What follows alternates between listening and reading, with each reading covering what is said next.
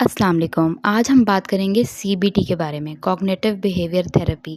ये एक ऐसी थेरेपी है, ये एक ऐसी टॉक थेरेपी है जो बहुत सारे डिसऑर्डर्स को ट्रीट करती है। साइकोलॉजिकल डिसऑर्डर्स ऐसे जैसे depression, anxiety, bipolar disorder, OCD, anxiety disorders, schizophrenia, addiction disorders. इस तरह के सारे डिसऑर्डर्स को ये ट्रीटमेंट में काम आती है सीबीटी, कॉग्निटिव बिहेवियर थेरेपी।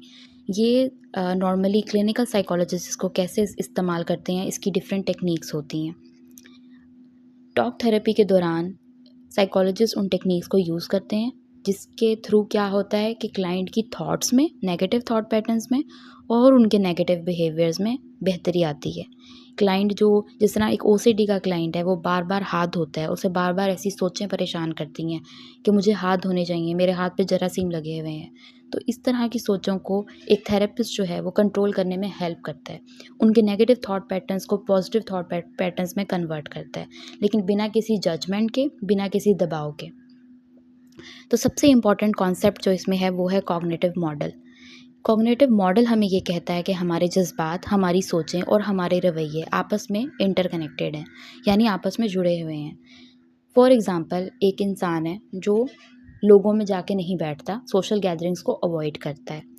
ऐसे इंसान को सबसे पहले एक सोच आती है कि अगर मैं वहाँ पे गया सोशल गैदरिंग में, तो वहाँ लोग मुझे जज करेंगे, मुझे गलत समझेंगे, मेरा मजाक उड़ाएंगे। ये सोच उसको आई। अब इसके नतीजे में वो एक बिहेवियर करता है कि वो नहीं जाता है सोशल गैदरिंग में, ये उसका बिहेवियर है, अवॉइड करता है वो। और जब वो अवॉइड करता है तो उसके नतीजे में उसे पछतावा होता है कि वो वहाँ क्यों नहीं गया, या अगर वो वहाँ चला जाए तो उसे शर्मिंदगी होती है कि मैं यहाँ पे आ गया हूँ, और उसे लगता है कि सब मेरा मजाक उड़ा रहे हैं। तो इस तरह से हमारी पहले हमें सोच आई, फिर हमने रवैया किया, फिर हमारे जज्बात थे, या हमारे जज्बात थे पहले कि हम डर रहे थे, फ़ियर था कहीं जाने का, फिर सोच आई, फिर बिहेवियर किया, फिर जज्बात आए, फिर सोच आई। इस तरह कॉग्निटिव मॉडल हमें ये कहता है कि एक ट्रायंगल प्रोसेस है जिसमें ये तीनों आपस में इंटरकनेक्टेड हैं। अगर हम बात करें सीबीटी की तो ये एक एविडेंस बेस्ड थेरेपी है, यानी इस सीबीटी के ऊपर बहुत सारी रिसर्चेस हुई हैं। पता चला है कि क्लाइंट सीबीटी से पहले उनमें उनकी मैनेजमेंट बहुत कम थी, वो बहुत ज़्यादा सिवियर सिम्टम्स के साथ थे, लेकिन सीबीटी होने बाद, उन पे अप्लाई होने के बाद वो बहुत ज़्यादा बेहतरी की तरफ आए हैं। ये 1977 में पब्लिश हुई थी और बेक ने इसको इन्वेंट किया था। अगर हम बात करें सीबीटी के सेशंस के बारे में, तो सीबीटी के सेशन में सबसे पहले एक थेरेपिस्ट एक क्लाइंट की सीबीटी असेसमेंट करता है। जब एक क्लाइंट थेरेपिस्ट के पास आता है तो थेरेपिस्ट उसके साथ रैपो बिल्ड करता है, एक अच्छा रिलेशनशिप बनाता है, नॉन जजमेंटल एम्पैथेटिक अप्रोच के साथ। यानी उसके साथ बहुत अच्छा फ़ील कराता है क्लाइंट को, वो ऐसा फ़ील नहीं कराता कि वो उसको जज कर रहा है, और एक थेराप्यूटिक अलाइंस मेंटेन करता है। फिर एक साइकोलॉजिस्ट एक क्लाइंट का मूड चेक करता है, उससे पूछता है आप किस मसले के तहत आए हैं, आपकी क्या मसाइल हैं, आप मुझे बता सकते हैं, मैं आपकी मदद कर सकता हूँ। फिर क्लाइंट उसे अपनी प्रॉब्लम्स शेयर करता है, उसके माजी की हिस्ट्री ली जाती है, उसके प्रेजेंट प्रॉब्लम्स की हिस्ट्री ली जाती है, जिसकी बेसिस पे एक थेरेपिस्ट एक पूरी कॉग्निटिव कॉन्सेप्चुअलाइजेशन अपने सामने बना लेता है। ये एक ऐसा फ्रेमवर्क होता है जो एक क्लाइंट को समझने में थेरेपिस्ट की हेल्प करता है। उसको पता चल जाता है कि ट्रिगरिंग इवेंट क्या था, इसकी ज़िंदगी में ऐसा क्या वाक़या हुआ था जिसके बाद इसको ऐसी सोचें आने लग गईं, इसका एक गहरा यकीन बन गया। फिर अब जब दोबारा ऐसी कोई सिचुएशन होती है तो वो ट्रिगर हो जाता है और उसके फिजियोलॉजिकल और कॉग्निटिव और बिहेवियरल लेवल पे सिम्टम्स आते हैं। अगर हम बात करें सीबीटी की इम्पॉर्टेंट टर्म्स की, तो इनमें कुछ ऑटोमेटिक थॉट्स आ जाती हैं। हमारी कुछ ऐसी सोचें हैं जो हर वक्त हमारे माइंड में चल रही हैं। ये सोचें नेगेटिव तो नहीं होती सारी, लेकिन कुछ सोचें नेगेटिव होती हैं। जैसे एक स्टूडेंट है, वो प्रेजेंटेशन देने गया है कहीं पे, और उसको सोच आती है कि मेरी प्रेजेंटेशन, उसने कर ली है प्रेजेंटेशन और उससे सोच आती है कि मेरी प्रेजेंटेशन अच्छी नहीं हुई। तो ये उसकी एक नेगेटिव ऑटोमेटिक थॉट है जो उसके माइंड में आई है। अब ये उसको नुकसान पहुंचा सकती है, ये सोच उसे मायूस कर सकती है, तो इसलिए ये नेगेटिव ऑटोमेटिक थॉट है। अब ये प्राइमरी नेट्स इसको कहते हैं। सेकेंडरी नेगेटिव ऑटोमेटिक थॉट यानी सेकेंडरी नेट्स होती हैं।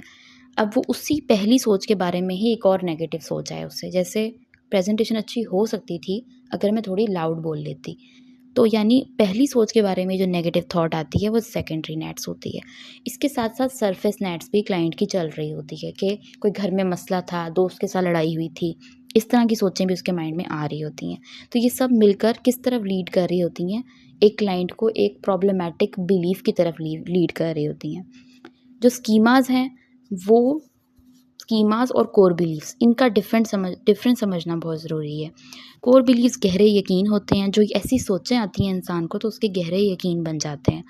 और स्कीमाज़ फिर वो उन गहरे यकीन को अपने जहन में रखकर जिस तरह ज़िंदगी गुजारता है, उनको स्कीमाज़ कहते हैं, जिनमें स्कीमा की डिफरेंट टाइप्स आ जाती हैं। अगर हम इसकी डिटेल में जाएँ तो ये बहुत लेंथी थेरेपी है। इस थेरेपी की वास्ट नॉलेज इंटरनेट पे, बुक्स में, हर जगह मौजूद है। लेकिन जो की पॉइंट्स हैं वो मैं आपको बता रही हूँ। कॉग्निटिव ट्राइड का एक कॉन्सेप्ट है जो कहता है कि इंसान की नेगेटिव थॉट्स दुनिया के बारे में, फ्यूचर के बारे में और अपने बारे में बन जाती हैं, जिसकी बेसिस पे वो ज़िंदगी गुजारता है। फिर वो हर सिचुएशन को उसी नज़र से देखता है। जैसे जब भी वो कोई पेपर देने जा रहा है, उसका कोई नेगेटिव एक्सपीरियंस रहा था, तो वो क्योंकि वो वल्नरेबल था, वो सेंसिटिव इंसान था, इसलिए उसने वो बात अपने ज़हन पे सवार कर ली और उसे नेगेटिव थॉट्स आते हैं। जब वो पेपर देने जा रहा है तो वो सोचता है नहीं, मैं पेपर नहीं दे सकता। ये नेगेटिव थॉट है। कोर बिलीफ, उसका एक गहरा यकीन भी बना होता है कि मैं इतना कैपेबल नहीं हूँ, मैं इस काबिल नहीं हूँ कि मैं दे सकूँ। कंडीशनल अजम्पशन, यानी वो ये सोचता है, वो कंडीशंस लगा लेता है अपने ऊपर कि अगर मैंने पेपर दिया तो फिर मैं बुरा ही होगा, परफॉर्मेंस बुरी ही होगी, मार्क्स बुरे ही आएंगे। तो इस तरीके से जो इंसान है उसकी थॉट्स बन जाती हैं। अगर हम लोग बात करें थेरेपिस्ट की, थेरेपिस्ट किस तरह सीबीटी को यूज़ करता है, सीबीटी का पहला सेशन जो होता है उसमें क्लाइंट को वो रैपो बिल्ड करता है। फिर दूसरे तीसरे सेशन में क्लाइंट के साथ अपनी जो है वो असेसमेंट स्टार्ट कर देता है, कॉग्निटिव असेसमेंट, यानी डीटीआर, डाउनवर्ड एरो टेक्निक, और एक और टेक्निक है जैसे कि डीटीआर है, डाउनवर्ड एरो टेक्निक है, वर्टिकल डिसेंट, डिफरेंट किस्म की टेक्निक्स हैं जिससे एक साइकोलॉजिस्ट पता लगा सकता है कि क्लाइंट को क्या नेगेटिव थॉट्स हैं, उसको कॉग्निटिव बिहेवियर थेरेपी की ज़रूरत है भी या नहीं है। उसके बाद कॉन्सेप्चुलाइजेशन करता है क्लाइंट की कि क्या इवेंट इसको करंट सिचुएशन की तरफ लीड कर रहा है, क्लाइंट के पास्ट के बारे में उसको पता चलता है। उसके बाद वो उस पर टेक्निक्स लगाता है। डिफरेंट सीबीटी की वेरियस टेक्निक्स हैं, इतनी ज़्यादा टेक्निक्स हैं कि किताबें भरी पड़ी हैं कितने टेक्निक्स से। तो उनको टेक्निक्स को according to the clients problem therapist use